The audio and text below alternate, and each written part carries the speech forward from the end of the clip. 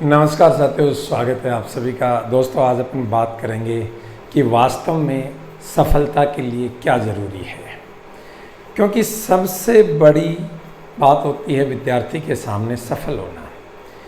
वो दिन रात मेहनत करता है और कोशिश करता है कि मैं अपनी मंजिल को पा लूँ, लेकिन इसी बीच वो कुछ विद्यार्थी ऐसे भी होते हैं जो बीच रास्ते में भटक जाते हैं। कुछ विद्यार्थी ऐसे भी होते हैं जो प्रयास करने के बावजूद भी सफल नहीं होते हैं, और कुछ विद्यार्थी ऐसे होते हैं जो बहुत ही ईजी तरीके से, सुव्यवस्थित और क्रमबद्ध तरीके से पढ़ाई को करते हुए और अपनी मंजिल को पा लेंगे। तो आज का जो अपना विषय है वो यही है कि क्या करें और क्या ना करें। क्योंकि देखो, हमारे सामने दो चीज़ें होती हैं, समझना। इस पूरे वीडियो को देखना, मैं ज़्यादा समय वैसे भी नहीं लूँगा, मिनिमम चंद शब्दों में आपको कुछ महत्वपूर्ण बातें बता दूंगा। देखो, हमारे सामने एक होती है सफलता और दूसरी होती है असफलता। इस सफलता और असफलता के बीच में हम होते हैं, कहीं भी जा सकते हैं, और हमको रिप्रेजेंट करती हैं हमारी आदतें, हमारी दिनचर्या और हमारी कार्यशैली। ये सब चीज़ें ना, ये हमें रिप्रेजेंट करती हैं कि हम कौन हैं। समझ रहे हो मेरी बात को? तो यहाँ पे आज बात करेंगे कि थोड़ा सा बदलाव ले आओ, ठीक है। दिनचर्या सुव्यवस्थित कर लोगे तो तनाव घटेगा। ध्यान से सुनना, दिनचर्या और कार्यशैली को यदि आप विद्यार्थी हैं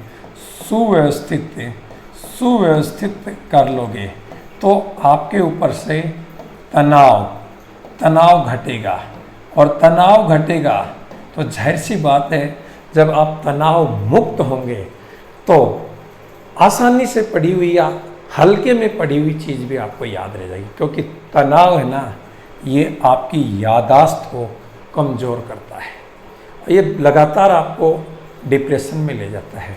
तो यदि वास्तव में सफलता और असफलता के बीच की कड़ी, जिसको कुछ विद्यार्थी तो किस्मत के भरोसे जोड़ के बैठे हुए हैं, वो कभी खुद को नहीं देखते कि इसके बीच में हम हैं, किस्मत नहीं है। किस्मत तो बहुत लेट की बातें हैं, लास्ट एंड जब सब कुछ खत्म हो जाता है ना, उसके बावजूद शुरू होती है किस्मत, ठीक है। और हम शुरुआत ही किस्मत से कर देते हैं। तो सुनना ध्यान से, आदतें। अब देखो, इन सब चीज़ों के लिए मैं 4 बातें बताऊंगा। नंबर 1, शेड्यूल और एक डेडलाइन बनाइए। अपने एक शेड्यूल बनाइए, और ये शेड्यूल है ना, मैं ये नहीं कहता कि आप 1 महीने का, 1 साल का बनाइए, नहीं। देखो, आप प्रतिदिन का यदि शेड्यूल बनाते हैं तो आपका टाइम खराब होगा। क्या खराब होगा? टाइम खराब होगा। शेड्यूल कम से कम आप सप्ताह का तो बनाइए, या फिर 15 दिन का बनाइए, यानी कि 2 सप्ताह का बनाइए। इससे ज़्यादा भी ना बनाए और इससे कम भी ना बनाए।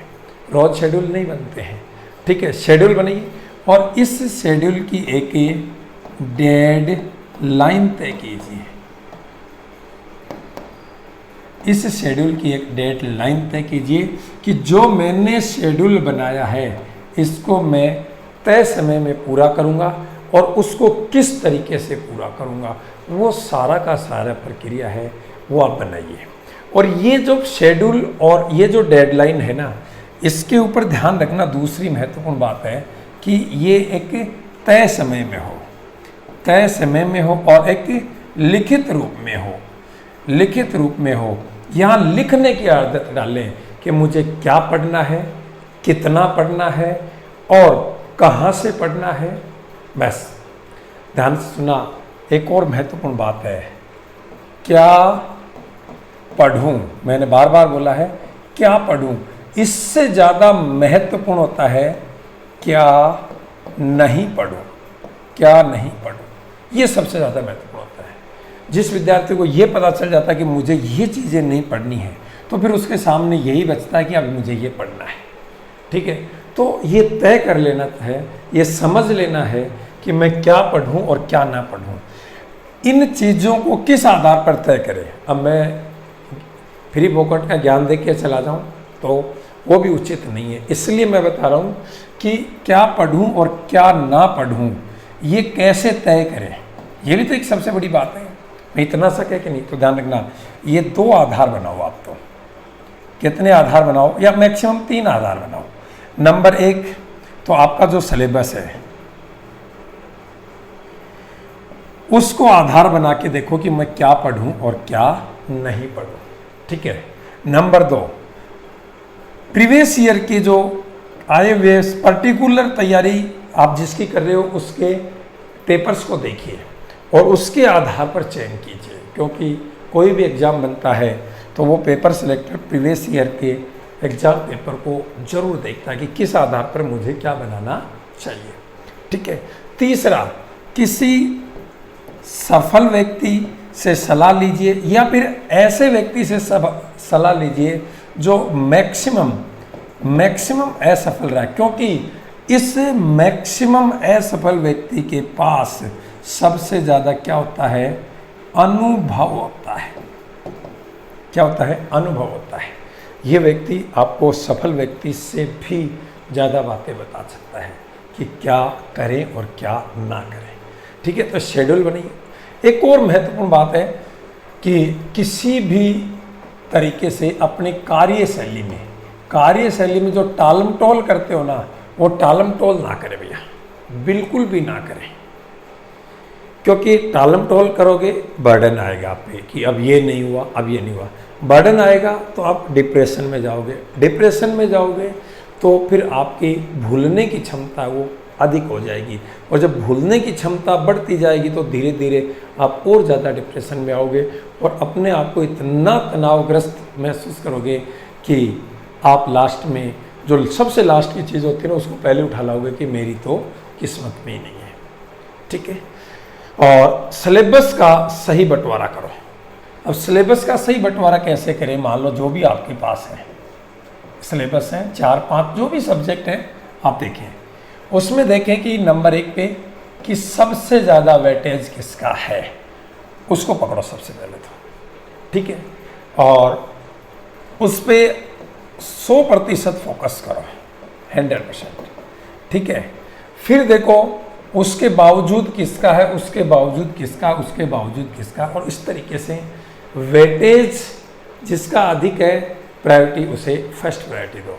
उसको जिसका कम वेटेज है पढ़ना, उसको भी ऐसे नहीं कह रहे कि उसको छोड़ना है, लेकिन उसकी प्रायोरिटी थोड़ी कम कर दो, क्योंकि देखो आपको 100 में से 100 तो लाने नहीं है कि नहीं मुझे तो सब, आपको सफलता के लिए जो भी आपको 60 से लेकर 70 या 75% के बीच में जहाँ भी आपकी मेरिट, और अबकी बार तो फर्स्ट ग्रेड में देखा होगा मेरिट बहुत नीचे गई है, तो जहाँ पर भी है तो कुछ चीज़ें हैं ऐसी हैं जिन पे आप नहीं भी पहुँचोगे तो वो मैक्सिमम चीज़ें वो आपको आपकी लाइन तक, आपकी सफलता तक, आपकी डेड लाइन तक ले जा सकती हैं।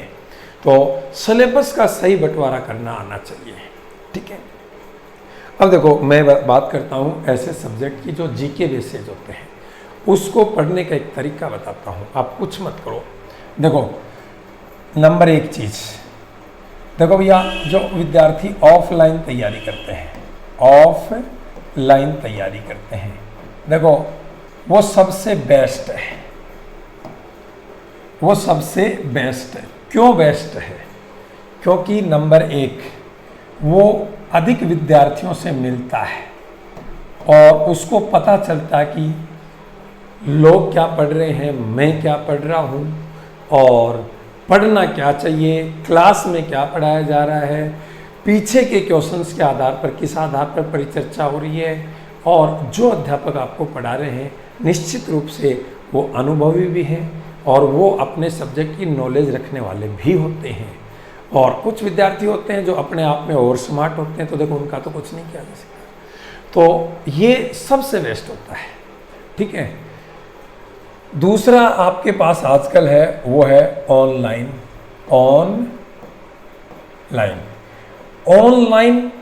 देखो जो विद्यार्थी ऑफलाइन पढ़ रहे हैं ना, उनके लिए ऑनलाइन अपनाना ये उपयोगी होता है, क्योंकि उनके पास मल्टीपल टीचर से पढ़ने का ऑप्शन रहता है। ऑफलाइन में क्या है, कुछ भी फीस नहीं होती है, मिनिमम फीस होती है।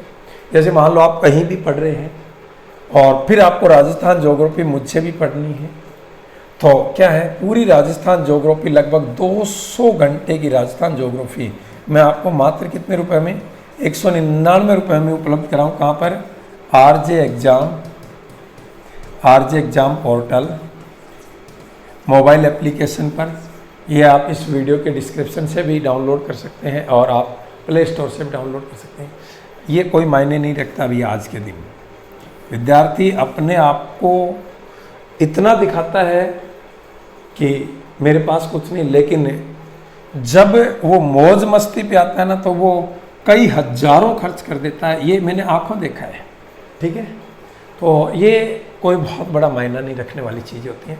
तो ऑफलाइन वाले विद्यार्थी के लिए वास्तव में ऑनलाइन कारगर है, या फिर उस विद्यार्थी के लिए है जो विद्यार्थी मैक्सिमम 2-4 बार ऑफलाइन पढ़ चुका है और एक बहुत अच्छा खासा अनुभव लेके बैठा है, लेकिन अभी उसका सिलेक्शन नहीं हुआ, उसके लिए फिर ये कारगर साबित होती है, ठीक है।